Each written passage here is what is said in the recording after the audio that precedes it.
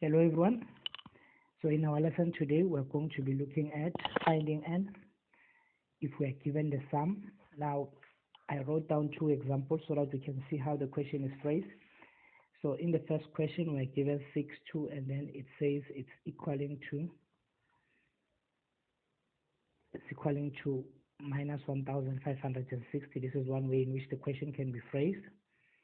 Now, another way, they can say how many terms of the arithmetic sequence, the following arithmetic sequence will add up to minus 1,560. This and the above is exactly the same question. What is very important is for us to understand how it's phrased, and we should keep in mind that we are not given Tn, but we are given Sn. How do I know that? So here in the above example, it says equaling to. At the same time, when we look at the other phrasing, they say how many terms of the arithmetic sequence will add up. So we are not given a term number, but it will add up to minus 1,560. So we have to find n. Now, it's very important to understand that we are dealing with an arithmetic sequence. If we are dealing with an arithmetic sequence, we have the following formula that we can use. Now, we don't know what is the last term, but we know that the sum of all the terms, they need to add up to minus 1,560. So it means that our Sn is actually going to be equaling to minus 1,000. Let's check that. Minus 1,560. Since we're dealing with an arithmetic sequence, we have a general formula for that, which says Sn is actually going to be n all over 2. Then we have 2a plus, open bracket, n minus 1 multiplied by d. Now, just have to substitute our values. Let's check above. What do we have? We have 6, 2. Now, if we subtract those, we get our d as a minus 4. At the same time, we have our a, which is going to be our first term, as a 6. Now, our d, it's actually going to be minus 4. And then we have our Sn, which is actually going to be minus 1,560. Now, we just have to go and substitute that. So here we have minus 1,560, which is going to be equaling to n all over 2. Then we also have here, if you check, we have 2 multiplied by a, our a, it's a 6, plus n minus 1 multiplied by our common difference. In this case, our common difference, it's a minus 4. Then we close our bracket. Now, personally, this is how I go about approaching this question. First, start by multiplying by 2.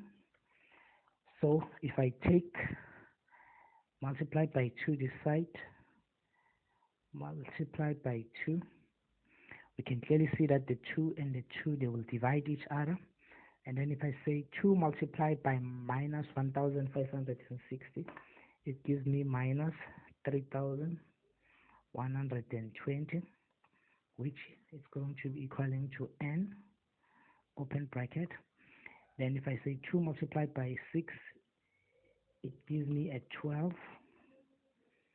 Then I can multiply through this bracket. It says this one multiplied by this one, which in turn gives me minus 4n.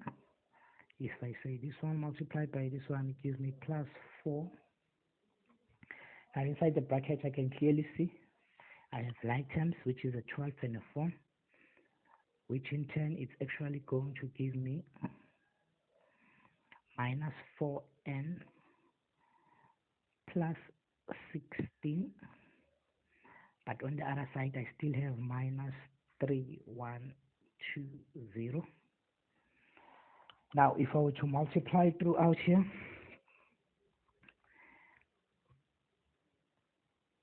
actually going to have minus 3,120, which is actually going to be equaling to, so if we say n multiplied by minus 4, it gives us minus 4n squared. And then if I say n multiplied by 16, it's actually going to give me plus 16n. Now clearly it's a quadratic, I have a squared, so I'm going to take this to this other side.